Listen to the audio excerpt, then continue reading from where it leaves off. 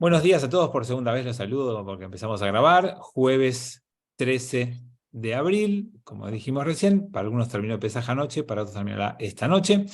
Vamos a compartir en pantalla nuestro texto que estamos leyendo, que es Yoshua, Josué, el continuador de Moshe. Estamos leyendo el capítulo 3 y según me dijo Saúl, falta leer los últimos 3 versículos de este capítulo 3, que es un calco y una copia al día de ayer de Pesaj, que es la apertura del Jardín y el paso a través del Jardín, del Jordán, del pueblo de Israel y del arca y de los sacerdotes.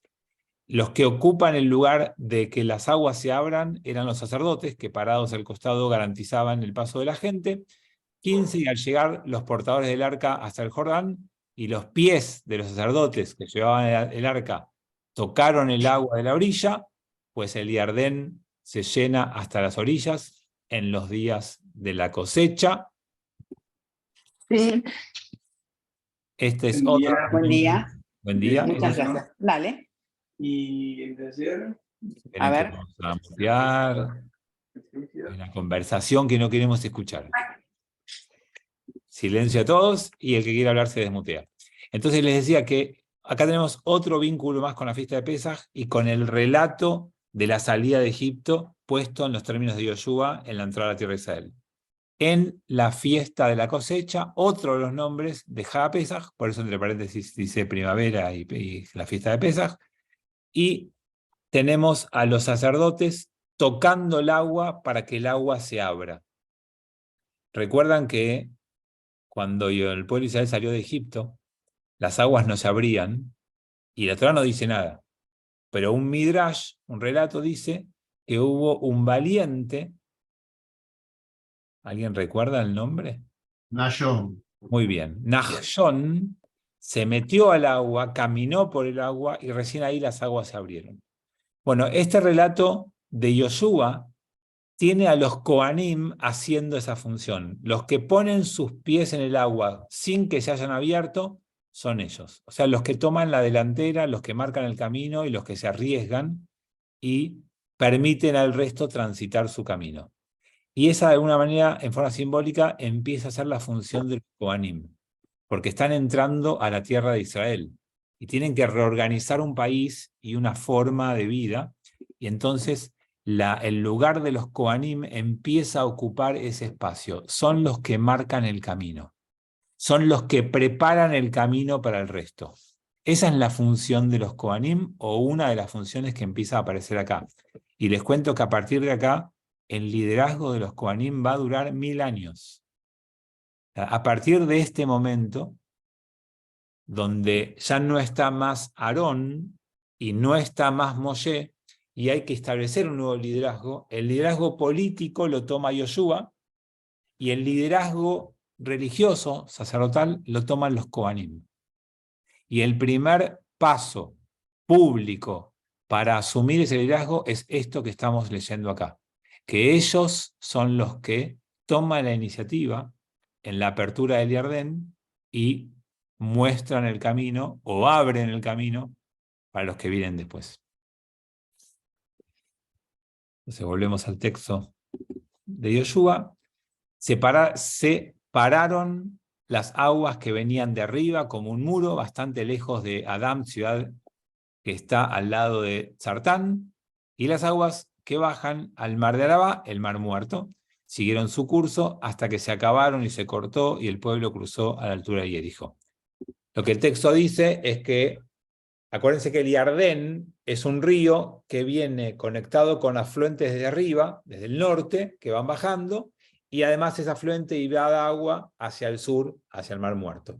Entonces, las aguas de arriba cortan y las de abajo siguen bajando. Entonces se genera ese espacio. No importa, es simplemente para contar que está ubicado entre el Kineret y el Mar Muerto, el paso por donde atravesó el pueblo de Israel para llegar y entrar a la tierra prometida.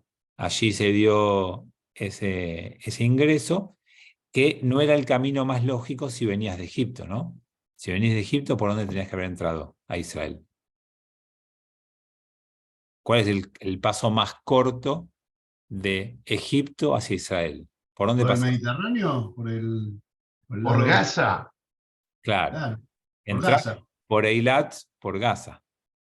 O sea, entrás por el sur de Israel. No tiene sentido. La vuelta que dieron es una vuelta mucho más grande. Pasaron por parte desértica de Egipto, cruzaron por lo que hoy sería Jordania y llegaron a la mitad de Jordania y ahí ingresaron a Israel. ¿Por qué dieron esa vuelta? ¿Qué explicación da la Torá?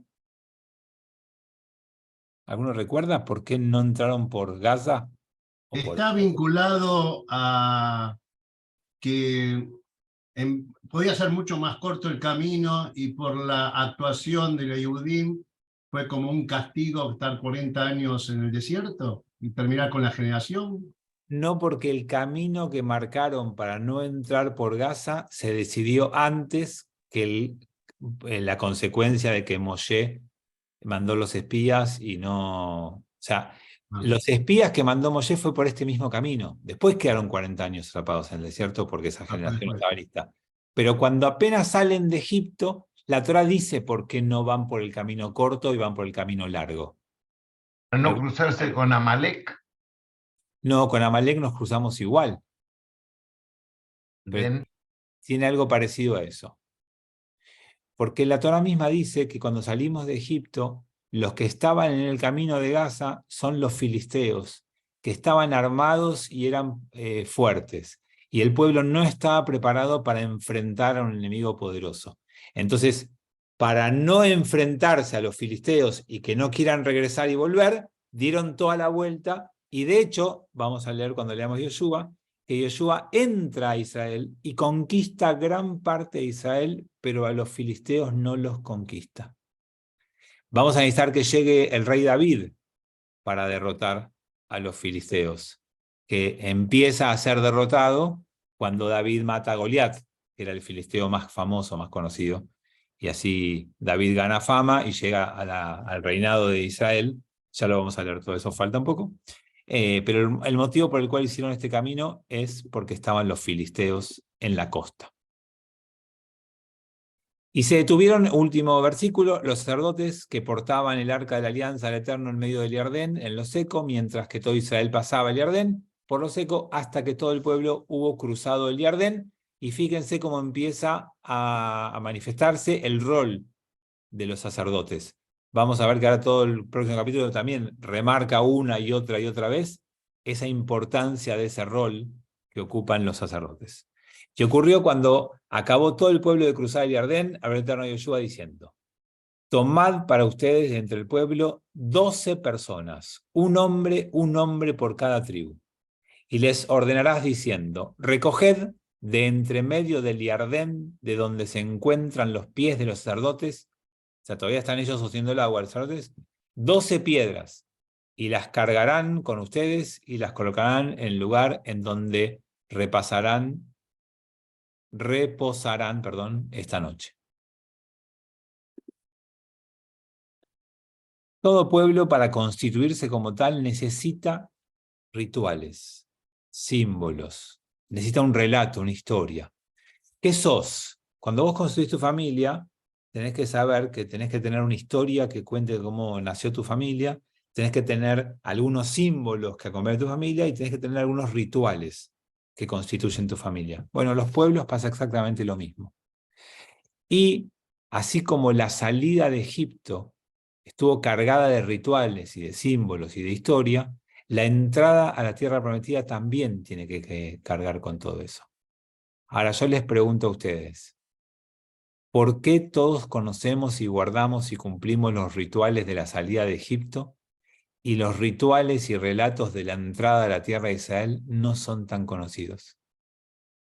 ¿Ustedes sabían, de verdad, antes de estudiar conmigo, que Yoshua abrió las aguas del Jordán? ¿Ustedes sabían que ahora vamos a ver un ritual con 12 piedras que van a estar puestas en un lugar? No se sabe eso. ¿Por qué sí saben que salimos de Egipto con 10 plagas?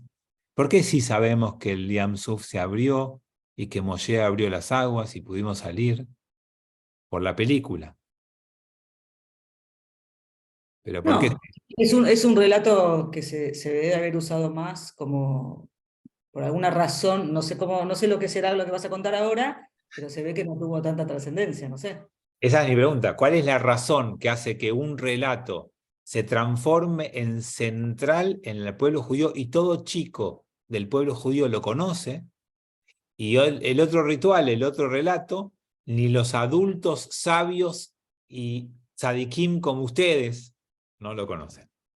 Como decís vos, depende de los libros, las películas, depende de lo que se haya, ¿no? No sé película, pero libros, digo yo. Uno Me es una historia parecería más épica y el otro... trascendental la decisión de arrancar. Una vez que arrancaste, tenés que afrontar después todas las consecuencias. Sí, Parecería, ¿no? Que, bueno, una vez que arrancaste y saliste, y tenés que Podría- afrontar y La salida apechugar es, frente a todo y hacerlo. la salida es una historia épica, después viene el salíamos de laburo, ser digamos, el laburo de esclavos. todos los días.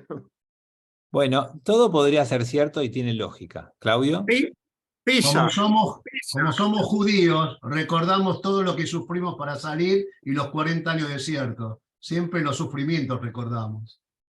Bueno, eso, se nota que hace 2 semanas no escuchaste mi prédica, no estuviste, porque justo hablé que en castellano se dice agridulce, y ponen primero lo agrio y después lo dulce, y en hebreo se dice matokmar, que es primero lo dulce y después lo agrio. No somos un pueblo que solamente le gusta sufrir. Hicimos una tergiversación en la historia nuestra de eso.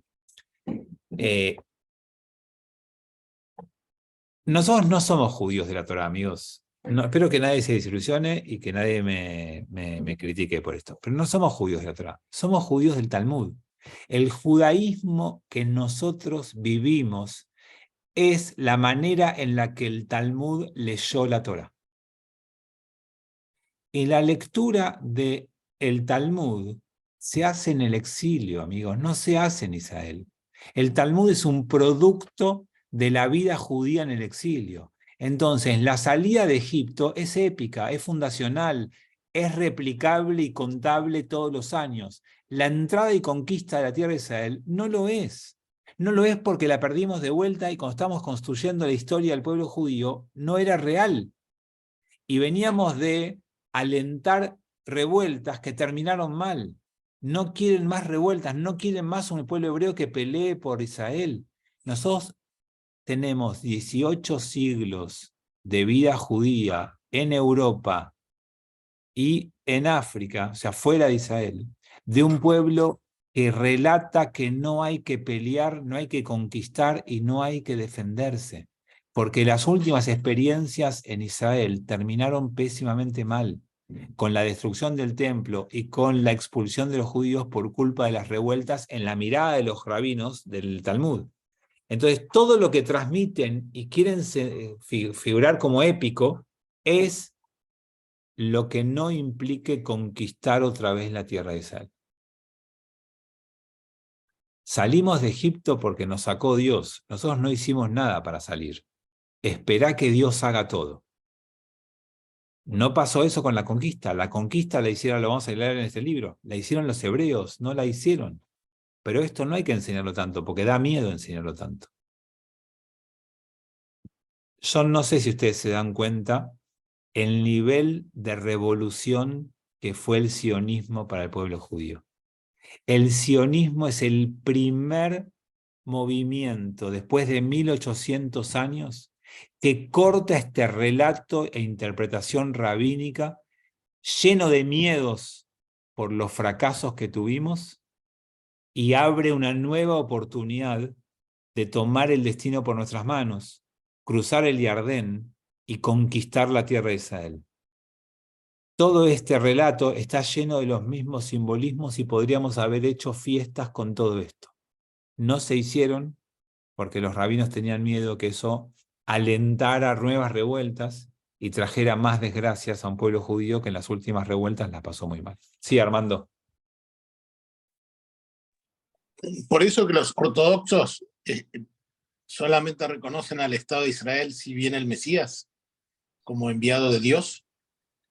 Eso explicaría, Armando, más por qué los ortodoxos y ultraortodoxos les costó muchísimo y parte de ellos nunca terminaron de reconocer el nuevo Estado de Israel, pero no el Estado de Israel, sino el movimiento sionista. Ustedes saben que el primer grupo religioso que abrazó el sionismo no fue la ortodoxia, porque la ortodoxia no estaba preparada para esto. La ortodoxia va a abrazar el Estado de Israel cuando descubre que ya es una realidad y cuando se da cuenta que es la caja judía más importante y más grande. Entonces ahí se hicieron todos sionistas. Pero originalmente no lo eran. Y hoy no reconocen el Estado de Israel, Armando, más porque es un Estado que no tiene a la halajá como su ley, más que todo lo que te acabo de contar. Pero les costó mucho ser parte del sionismo, y de hecho al principio se opusieron. Incluso algunos rabinos ortodoxos dijeron que la Shoah vino por el sionismo. O sea, a ese nivel llegaron algunos. Por supuesto que no estaban preparados para esto. Nadie estaba preparado para esto. Esto es una revolución. Es producto de un cambio mundial. Y si quieren entender, por más que nos vamos un poquito del texto, del tema, tenemos que entender esto. El siglo XVIII fue revolucionario para el mundo, no para el pueblo judío. El sionismo es la respuesta en el siglo XIX a los cambios del mundo. El mundo cambió en el siglo XVIII, cambió totalmente. Es el paso de la edad de Dios y la religión a la edad de la razón y del hombre.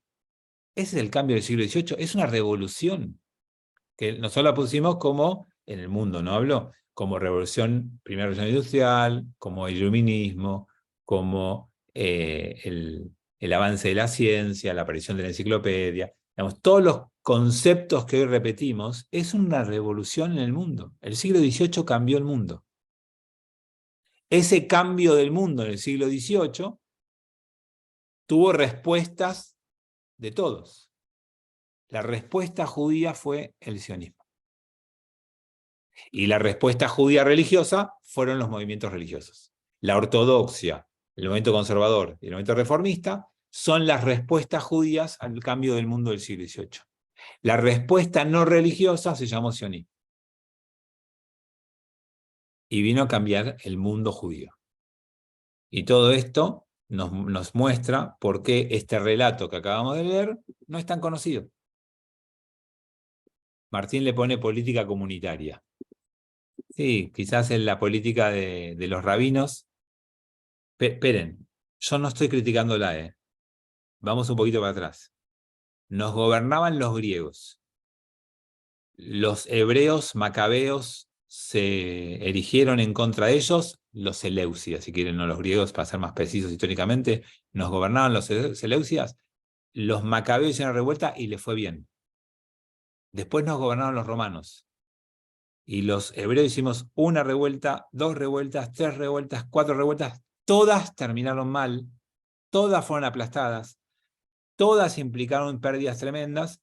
La primera gran pérdida fue la destrucción del templo en el año 70, y la segunda gran pérdida fue en el año 135, cuando nos expulsaron de Israel para siempre, nos cambiaron el nombre de Israel a Palestina y mataron una cantidad inmensa de judíos.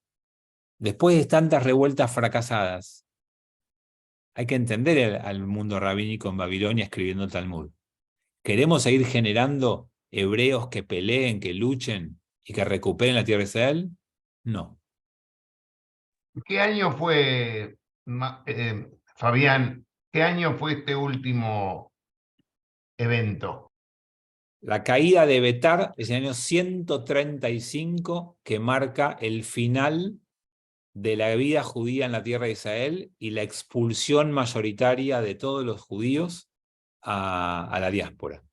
135. Y ahí se está empezando a escribir la Mishnah.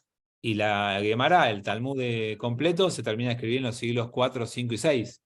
Así que es todo posterior justamente a esa época. Sí, Claudio. Hay algo que no entiendo. Si esta es la postura que explicaste vos, ¿por qué hay grupos ortodoxos que defienden a rajatabla las colonias, los terrenos, las tierras ocupadas en Cisjordania y además quieren ampliarla? Y son ortodoxos. Claudio, ese fenómeno tiene 40 años. Es post-sionismo. Jamás sería imaginable ese grupo de gente sin un sionismo primero. El sionismo le devolvió la confianza al judío de que es capaz de conseguir con su propio esfuerzo lo que necesita y quiere. Ese es el cambio sionista. El hebreo, traten de acordarse y de imaginarse cómo eran los judíos de la Edad Media, que fue la respuesta judía en parte a la Shoah. Es pensar que nosotros no podemos hacer grandes cosas, mientras los sionistas sí lo hacían en la tierra de Israel durante la Shoah. Muchos judíos europeos que todavía no entendieron esto del sionismo no pudieron hacer frente como podrían haberlo hecho quizás con otra confianza. Y si piensan en las revueltas de la Edad Media, las persecuciones, ¿dónde hubo una resistencia armada judía a las expulsiones de Inglaterra, de Francia, de España, de Portugal? No la hubo nunca. Tampoco eran las condiciones, pero no importa. Hay veces que hay grupos, en Masada tampoco estaban las condiciones. Si me da un grupo de locos, 1000 tipos se fueron a la montaña y resistieron. Y resistieron 3 años, y después murieron todos. Pero resistieron 3 años. Siempre hay grupos de jóvenes que con una épica, un relato y una guía son capaces de cosas no racionales. Bueno, esa falta de guía, de épica y de relato es la que impidió que surjan movimientos de ese tipo, o casi imposible que surjan. Y eso surge de la lectura rabínica y de no darle lugar a estos tipos de relatos que acabamos de leer. Sí, Martín. Sí, lo que estaba pensando con esto que decís vos, sería entonces razonable afirmar lo que dicen algunos desde otros movimientos que critican a la parte judía religiosa por su sumisión, por no enfrentarse, por dejarse siempre pasar por encima. Porque vos lo que decís es que en definitiva los movimientos religiosos se nutrieron del sionismo para despertar y después incorporarse a lo que sería la modernidad y el Estado de Israel. Por eso dicen, bueno, ustedes iban a morir diciendo el Shema, pero ¿por qué no, en todo caso, no se enfrentaban? Lo que pasa es que Martín, está bien lo que vos decís en una conversación académica desapasionada, pero con la Shoah, ¿quién se anima a juzgar a lo que hicieron en la Shoah? Yo no me animo ni lo haría jamás, pero por respeto y admiración a los que tuvieron que enfrentar lo que yo no enfrenté. Será muy cómodo en mi casa, con un Zoom acá de amigos en confianza, decir lo que tendrían que haber hecho. O sea, yo jamás haría eso, no me parecería ético ni moral. Ahora, en la frialdad de un análisis académico, donde uno trata de pensar las tendencias y los pensamientos y se desprende de la lectura humana y personal, y me animo a decir estas cosas. ¿Se entiende, Martín? El gueto de Varsovia se resistió. Sí. ¿Y cuántos En el gueto lucharon. No, pero lucharon. ¿Sabés quiénes eran los jóvenes que iniciaron eso? Los sionistas. Los sionistas, sí. Eran sionistas, no eran. Ya el movimiento sionista nace en sus pensadores en 1860, en su faz realizadora a partir de 1897. Digamos, en el siglo XIX nace ese sionismo. Ese sionismo en el siglo XX, en los primeros años, aparece tímidamente en algunos lugares de Europa. Pero es siempre una minoría y jóvenes. Y son esos jóvenes los únicos que hacen la revuelta del gueto. Y ustedes me dirán, ¿se murieron igual? Sí, pero piénsenlo, se murieron peleando y se llevaron unos cuantos nazis con ellos. El resto se murió igual y no se llevó a nadie. ¿Hay una diferencia? Y no, capaz que sí, capaz que no, eso es muy personal, muy individual. Yo no estoy juzgando ni cuestionando a nadie, de vuelta, vuelvo a aprender, Martín, no estoy diciendo que en la Shoah no hubo resistencia judía, la hubo, de otra manera. La resistencia judía era buscar la manera de sobrevivir, como sea. Y en muy pocos casos la resistencia era ver cómo puedo armarme y cómo puedo enfrentar un ejército. Era casi imposible, no teníamos armas, no éramos un pueblo que haya enfrentado a la guerra nunca. Estábamos frente al ejército más poderoso del mundo, que arrasó con París, que se arrasó con Polonia, que arrasó con casi toda Europa. O sea, está claro que no teníamos la posibilidad de ganar ninguna guerra. Pero ¿por qué no hubieron 50 por Dejan y Levitch? ¿Por qué hubo uno solo? ¿Por qué no hubo muchos más? Sí, Marcela. No, digo que también la gente, por lo que fui yo entendiendo un poco, también era, soy alemán, soy judío. y la educación también que habían tenido. O sea, yo no creo que, no es que estábamos los judíos todos, ¿no? Que estaban todos unidos como pueblo.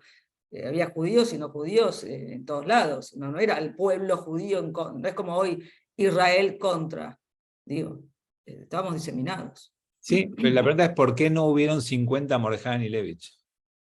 Sí, Y tal vez no en el 39, porque digamos, el fenómeno del levantamiento del gueto de Varsovia no fue el comienzo, y eso también es lógico y entendible. Pero ¿por qué en el 43, en el 44, no regó esa idea? No la teníamos en la cultura. O sea, tenemos 1800 años de rabinos ocultándonos que el pueblo hebreo cruzó el Jardín y conquistó y peleó y generó símbolos, y podría haber festividades, y podría haber recordatorios, y podría haber relato de todo eso. Y no lo tenemos. ¿Saben cuál es el único relato que conocemos? Que va a aparecer en este libro, se los espoleo, pero ¿saben cuál es el único relato que conocemos? Que Yoshua dio 7 vueltas tocando el shofar alrededor de las murallas de Jericó, y las murallas de Jericó se cayeron. Ese relato lo conocen, ¿no? Sí. ¿Por qué? Porque el protagonista es Dios, no la gente. Porque no es un Porque no relato. hubo lucha. Claro, No hubo lucha. Sí, después hubo lucha, pero no la conocés esa parte. Después hubo que conquistarla. Pero el relato rabínico, ¿a dónde llega? A que tocamos el shofar y se cayeron las murallas. No llega a la guerra. Porque no querían incentivar guerra. Y podría darles muchos ejemplos más. Está lleno de estas cosas en el relato rabínico del Talmud. Sí, Claudio. Cuando David vence a Goliat, también está en la mano de Dios. Absolutamente.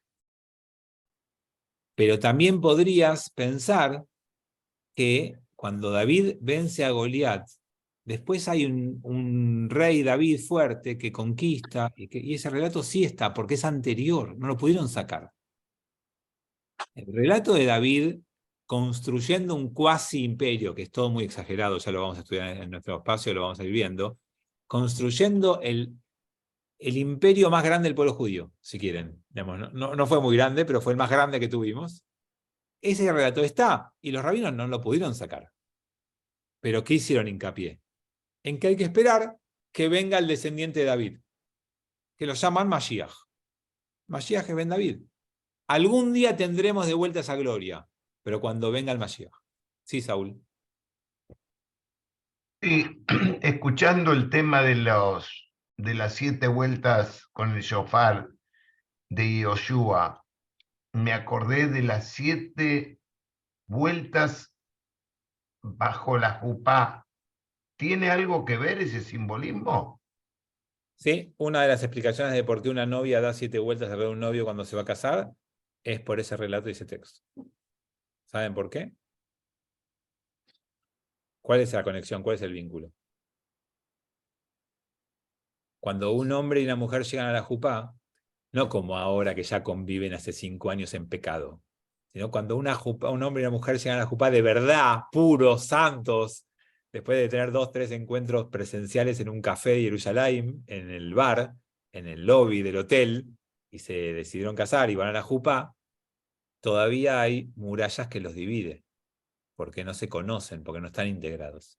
Entonces la mujer da 7 vueltas alrededor del hombre para que se caigan esas murallas, para que esas paredes que los dividan no estén más y se conquisten mutuamente, y para que haya una unión y un entrelazo puro, total y absoluto, como le va a pasar a mis hijas cuando se lleve a la jupá por primera vez, se casen con algún hombre que no conozcan y yo les presente y les diga con él. Sí, Marce. Sabíamos que por ahí venía la cosa.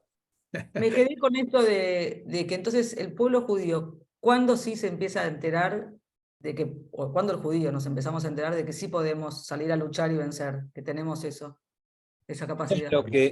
Eso es lo que plantea el movimiento sionista.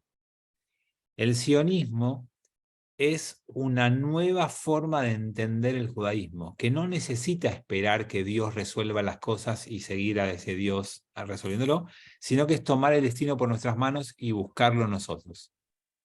Por supuesto que... ¿Tenés algún libro además de Joshua o algo para...? Perdón, Marce, ¿Tenés algún libro que hable, algún escritor, alguien escribió sobre esto más allá de la Torá o del Talmud? No tengo ahora presente en mente ningún libro, estoy tratando de pensar, no tengo ahora en presente ningún libro de esto, pero esperen que haga una aclaración por algo que me preguntaste y después le dejo a Martín que me algo. Vieron que conocimos el movimiento ortodoxo y adentro del ortodoxo hay 500 millones de formas distintas. No es lo mismo el Rab Levin de Flores que Tzvi Grumblat de Jabal, ¿sí? Para nosotros son todos ortodoxos porque todos parecen vestidos de negro igual, pero cuando miras de cerca son muy distintos. Bueno, con el sionismo pasa lo mismo. Nos decimos, sí, el movimiento sionista, como si hubiera un movimiento sionista. Hay diferentes pensadores sionistas que proponen diferentes maneras de lograr ese objetivo y dentro de ellos hay diferentes enfoques ideológicos. Ahora, ¿qué es lo que puede más o menos nuclear a ese sionismo? Es, sacando muy pocas vertientes sionistas, es volver a tomar el destino de tu pueblo en tus manos y vos pelear por lograrlo. No esperar más pasivamente a que eso ocurra con la llegada de un Mashiach, sino, a ver, ¿por qué digo que es una respuesta al siglo XVIII? El siglo XVIII trajo el iluminismo y con él trajo los nacionalismos. Acuérdense que 1789 es la Revolución Francesa, 1776 la americana. Y ahí son los nacionalismos los que toman el lugar que dejó vacante la religiosidad en la vida de la gente. Bueno, la respuesta nacional judía se llama sionismo, que nos llevó casi 100 años a lo que hicieron los demás pueblos más adelantados de Europa. Pero a otros, también, a Italia también le llevó mucho tiempo. Los pioneros en esto son Estados Unidos, Francia, algunos dicen que Inglaterra ya incluso en el 1600 tenía ya estas ideas instaladas, o sea que Inglaterra, Francia, Estados Unidos son los pioneros. Después, más adelante, llegará el tiempo de Alemania, Austria, Italia, y después obviamente el sionismo como respuesta judía a todo esto. Sí, Martín. Bien, sí. Lo que yo decía es cuando te planteé antes la pregunta, que yo sé que es bastante polémico y coincido plenamente con vos en que obviamente no hay nada que decir de todo lo que fue la Shoah, pero y siguiendo con esto que vos decís ahora, el sionismo, digamos, vino a hacer todo ese cambio y tal vez también a plantear como una alternativa, porque hasta ese momento la vida judía era solo o casi exclusivamente religiosa, y vino a decirle al pueblo judío, bueno, hay otra forma de vivir diferente, inclusive opuesta, la religiosa de alguna forma no les sirvió o no les sirve, y yo les ofrezco otra, digamos que puede estar exenta de la religiosa, digamos, y tal vez esa contradicción o dicotomía se fue planteando y de alguna forma sigue hasta hoy, o no es así. Absolutamente, Martín, pero para que alguien se anime a decir eso, ahí te dejo Armando, hubo un iluminismo que dijo lo mismo en el mundo. No es una novedad sionista. No es que el iluminismo, ¿qué es? ¿Qué es la ilustración? Es eso mismo a nivel no judío, o sea, a nivel global, como una respuesta al predominio de la iglesia cristiana en el mundo occidental. Y el iluminismo es decir, pará, hay una forma distinta de vivir, que es la razón, la ciencia, que lo empieza Descartes, pero que hasta el iluminismo no se logra formar a nivel mundial como un movimiento con cuerpo y fuerza. Bueno, la respuesta judía en eso también es el sionismo. Y se cruza con los nacionalismos también, por supuesto. Sí, Armando. ¿Puedo hablar después de Armando? ¿Cómo? Con todo lo que dijimos, se me olvidó por qué habías dicho que los ortodoxos estaban esperando el Mesías para el Estado de Israel. No, se me perdí esa parte. ¿Lo puedes repetir brevemente? Es la continuación lógica de la idea talmúdica que nace en los siglos 3, 4 y 5, o sea, hace 1700 años, que nace como respuesta al fracaso reiterado de las revueltas judías contra los romanos que terminaron tan mal. Empezó a predominar la idea de que no hagamos nada hasta que venga la ayuda de Dios, y eso empezó a tomar cuerpo en la figura de un Mashiach, y entonces la corriente predominante judía decía esto. Ahora yo les hago una pregunta, si esto fuera siempre así, ¿por qué Matitiau a Hashmonaí el fundador del movimiento macabeo, de los Maccabim, de los Hashmonaim que se enfrentaron a los... ¿Por qué luchó y recuperó el templo? Tenía que haber esperado que venga el Mashiach. Nadie se le ocurre decir que está mal Hanukkah, porque Hanukkah es anterior a ese proceso. Bueno, quizás no todos creían en Dios. No, pero No los eran rabinos religiosos. después, en el Talmud, podrían haber anulado Hanukkah. No podían porque estaba instalada, tenía fuerza, y porque había una respuesta posible distinta. Pero como les pareció, que ahí te dejo, sé que Tomás quiere decir algo, pero dame un segundo que cierre esa idea. Como les pareció que era peligroso, transformaron la épica de la batalla contra el imperio seleucida y el triunfo macabeo en el milagro del aceite. Eso es sacarlo del eje. O sea, el pueblo hebreo derrotó a un imperio tremendo. Ese triunfo tenía que haber sido una fiesta épica nacional, pero pasó a ser un milagro del aceite. No pudieron anular la fiesta porque ya estaba instalada, pero le sacaron el eje militar y se lo pusieron en el milagro. Ustedes me dicen a mí de verdad, hoy, fríamente, ¿no? Que haber derrotado al ejército más poderoso del mundo de aquel momento, que nos había prohibido ser judíos, es menor a que el aceite que duraba un día duró 8. O sea, claramente era mucho más fuerte la victoria militar que el milagro del aceite. Pero necesitaban tranquilizar los ímpetus revolucionarios de los jóvenes judíos para que no se produzcan más masacres y más pérdidas. Tengo a Tomás y después a Roberto. ¿Se escucha? Sí, se escucha. Porque tengo problemas para comunicarme. Volviendo a la década del 40, de 1940, que comentaba Martín y bueno, varios, les recomiendo una serie que tiene, saquen la parte romántica y qué sé yo, que es Transatlántico, que ahí muestra mucho de lo que estamos hablando.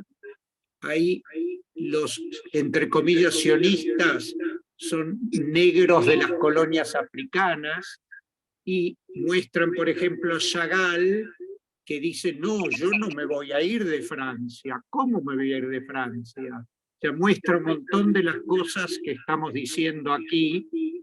Y además, lo primero que se me ocurrió, es fácil con el diario del día lunes rever la historia.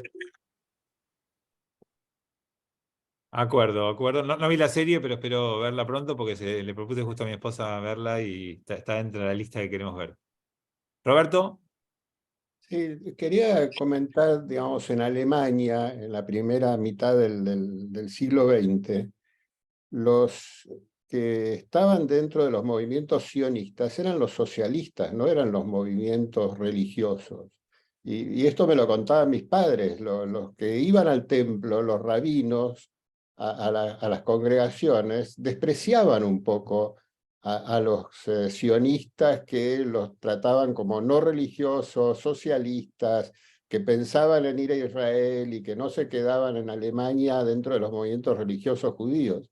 O sea, no era lo mismo, digamos, la persona que acudía a los templos, que formaba parte de los movimientos religiosos, que los sionistas. Los sionistas pertenecían a movimientos no religiosos en Alemania. Tal cual, tal cual. Y por eso todo es mucho más complejo, porque fíjense que la respuesta sionista, que es en algunos aspectos alejarse de lo religioso judío, en otros es volver a la esencia judía. Porque ¿de qué se nutre? De los profetas. La postura política socialista no es la inspirada solamente en el socialismo, es recuperar un poco lo de los profetas. Es lo que encontraron de inspiración en textos judíos, pero que no eran los que predominaban en la lectura oficial judía, que era otra lectura. El tema es súper apasionante y muy complejo. No tiene una sola vertiente, tiene como muchas aristas, pero Roberto acá trae una arista más, y interesante, y Armando está haciendo una pregunta por chat, también muy interesante. Me pregunta cuál es la respuesta del Islam a la ilustración, al iluminismo, al movimiento del siglo XVIII y siglo XIX. Y es fascinante, porque el movimiento de la ilustración ocurrió en Europa, no en los países árabes. Ocurrió en la Europa occidental. El epicentro del iluminismo es Francia, es Inglaterra, después es Alemania, es Estados Unidos, no es Turquía, ni Siria, ni Egipto, ni el norte de África. Entonces, el Islam no tiene una respuesta a la modernidad. Y por eso el mundo islámico no pasó por el proceso del racionalismo y del iluminismo. Y entonces, si ustedes lo quieren ver en nuestros modelos judíos, más allá que ya el siglo XXI es toda una mezcla, vayan al siglo XX y pregúntenle a un hijo ashkenazí qué va a estudiar. Y el papá le va a decir, tenés que estudiar una carrera universitaria, tenés que ir a la universidad. Eso es producto del iluminismo, amigos. Y pregúntenle al hijo de un sefaradí en el siglo XX, ¿qué vas a estudiar? Y dijo, sí, voy a estudiar en el negocio de mi papá. Tengo que seguir con el negocio de mi papá, tengo que ver cómo continúo con el comercio, con el negocio, con la empresa, con la tela. Y eso No creo. es claramente una diferencia enorme de haber crecido culturalmente en un ámbito donde el iluminismo y la ilustración pegó y en otro donde no pasó. Entonces, la respuesta del Islam al iluminismo empezó recién en el siglo XX y muy tímidamente, todavía no la podemos ver del todo. El Islam Por no... eso los ashkenazim se creen más que los sefaradim. Claro, por supuesto. Porque se creen hijos de ese movimiento de la Ilustración. Se creen más académicos, más racionales. Fíjense otro ejemplo. Son cosas que tenemos en la cultura y a veces no damos cuenta. Pregúntenle a un ashkenazí de vuelta. Siempre tenemos que ir un poquito más para atrás. El siglo XXI ya tiene de todo. Ya tenemos, en la Argentina tenemos sefaradim con PhD. O sea, ya cambió. Pero vayamos al siglo XX. Pregúntenle a un ashkenazí, escúchame, ¿comes kasher? Y la gente va a decir, mira, yo tengo que entender las razones, me tienen que explicar por qué se come kasher. Preguntarle al sefaradí, ¿comes kasher? Obvio. ¿Por qué? Porque en mi casa se come. Y no te preguntan, no me pregunto nada. ¿Qué me tengo que preguntar? Mantengo la costumbre. Bueno, la pregunta la inició Descartes, amigos. Y Descartes es un filósofo central para entender el proceso que llega al iluminismo. Si vos no pasaste ese proceso, no hay una alabanza de la pregunta, del cuestionamiento. Nosotros nos llenamos la boca, no, yo quiero que mis hijos pregunten, salvo cuando yo les digo algo, que pregunten. El sefaradí no crió a sus hijos para que pregunten. Y eso es producto de la cultura en la cual se desarrolló nuestra vida. No es que somos mejores o peores. Tenemos esta cultura con estas creencias y ellos tienen otra cultura.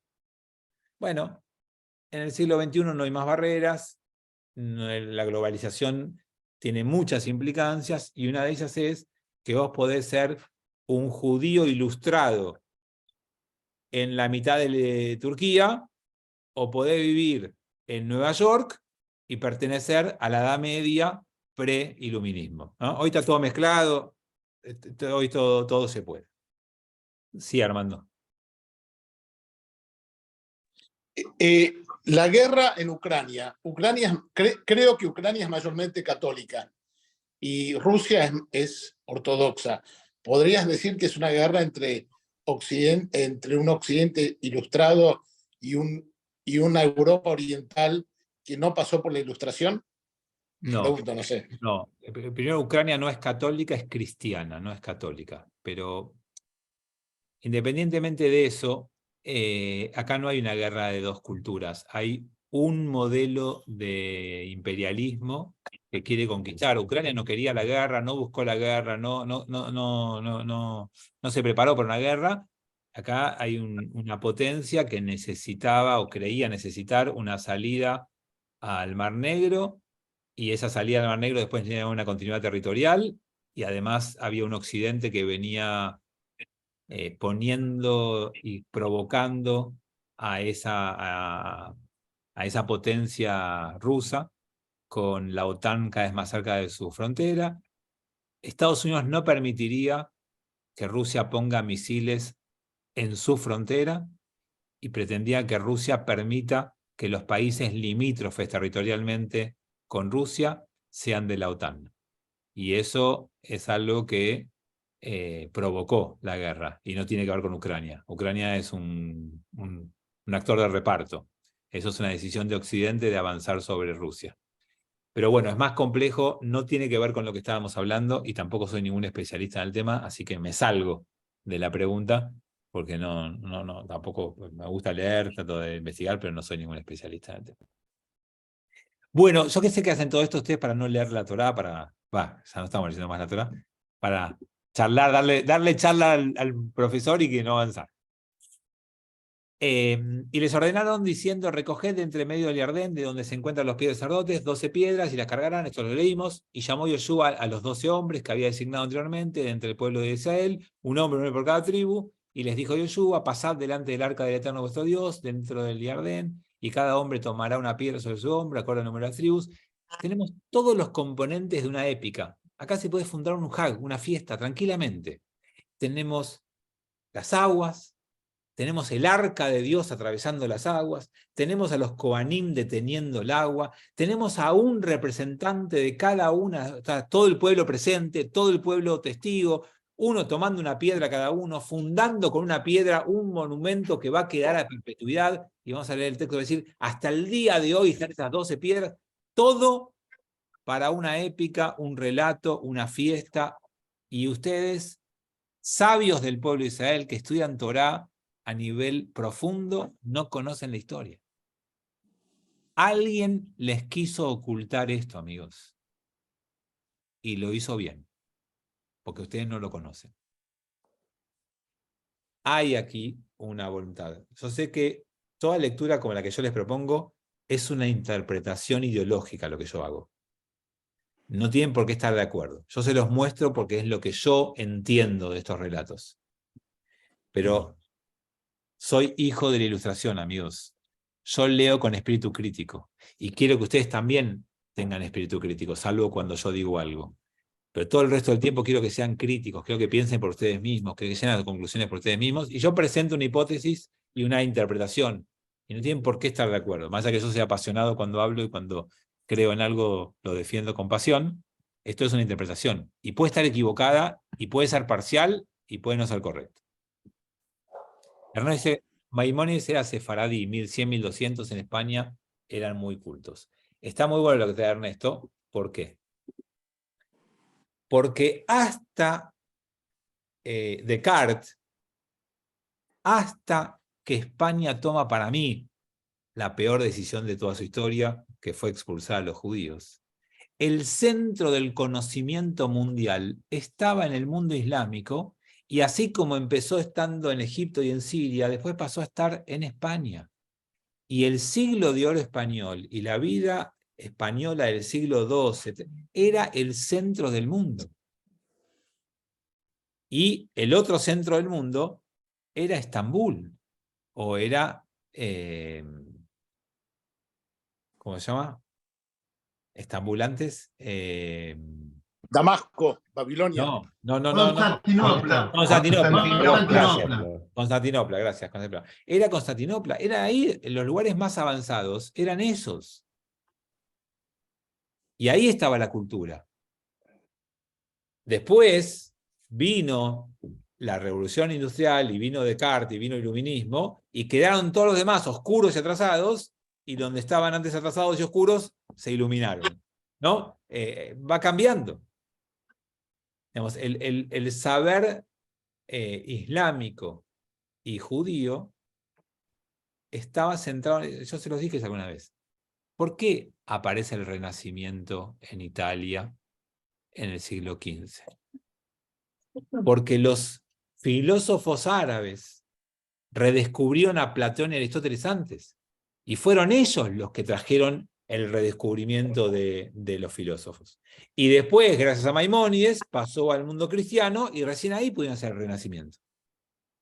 O sea, el corazón del saber estuvo en ellos, y después se atrasaron.